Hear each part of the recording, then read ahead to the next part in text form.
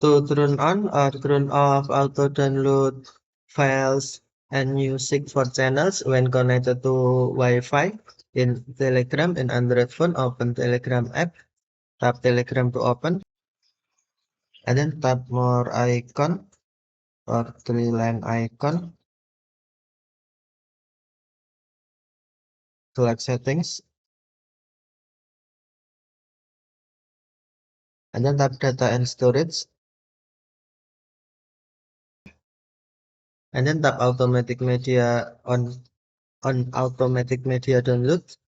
Select when connected to Wi-Fi. Next, tap files, and then on auto download files and music, check channels to turn on auto download files and music from channel when connected to Wi-Fi or uncheck to turn off. Check to turn on or uncheck to turn off. And then tap save to save. Okay, thank you for watching. Have a nice day.